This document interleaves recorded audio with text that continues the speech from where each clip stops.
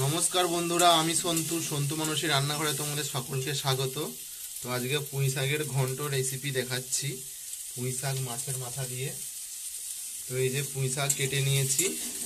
তো এখানে আলু আর কুমড়ো অলরেডি চাপিয়ে দিয়েছি আগে। তো এগুলো নাড়া হয়ে গেছে, এতে এবার জল ঢেলে একটু সেদ্ধ করে নেব পুঁই শাকটা দিয়ে। তো তোমরা প্লিজ বন্ধুরা ভিডিওটি শেষ পর্যন্ত অবশ্যই দেখো, আমার সঙ্গে থাকো। তো এবার দেখো পুঁই শাকগুলো দিয়ে দিচ্ছি। পুঁই শাকগুলো দেওয়া হয়ে গেলে এটা নেড়ে নুন আর হলুদ দিয়ে জল ঢেলে দিয়ে সেদ্ধ করে নেব।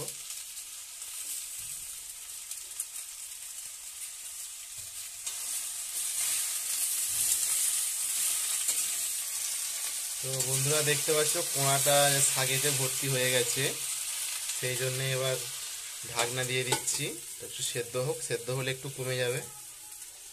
তো দেখো বন্ধুরা কতটা শাকটা কমে গেছে। এবার নুন আর হলুদটা দিয়ে জল ঢেলে সেদ্ধ করতে দেবো। তো হলুদটা দিয়ে দিলাম।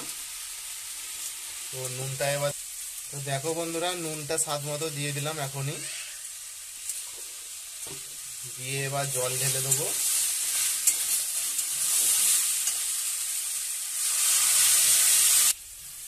তো দেখো বন্ধুরা পরিমাণ মতো জলটা দিয়ে দিয়েছি। তো এখানে বাটনায় যে সর্ষে আর জিরে বাটা আছে, তো এটা সেদ্ধ হতে থাক। এবার দেখো বন্ধুরা তেলের মধ্যে পেঁয়াজ দিয়ে দিলাম।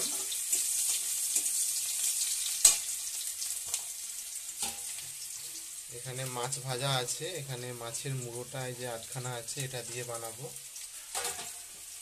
পাঁচ ফোড়নটা এতেই দিয়ে দিচ্ছি।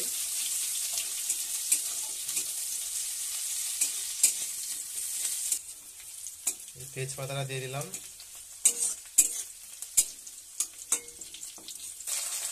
এবার সর্ষে ও জিরে বাটাটা দিয়ে দিলাম এর মধ্যে।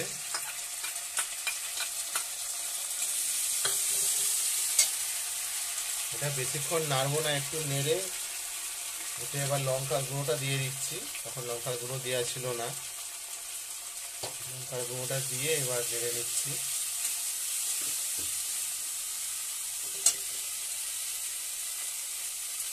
একটু সামান্য হলুদ গুঁড়ো দিয়ে দিলাম। এবার জল ঢেলে দিচ্ছি।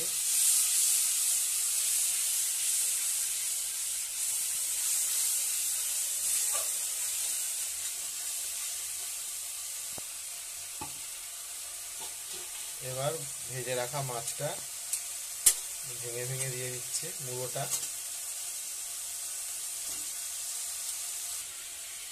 এবার তরকারিটা বন্ধুরা ঢেলে দিলাম। এবার অল্প একটু চিনি দিতে হবে। এই তরকারিটা একটু হালকা মিষ্টি হবে, মানে খুব মিষ্টি না, হালকা একটু মিষ্টি মিষ্টি লাগবে।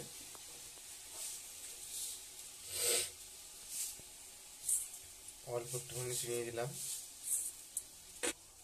এবার একটু ফুটে গেলে এবার নামিয়ে নেব। নুনটা চেক করে নিচ্ছি, একটু সামান্য নুন লাগবে।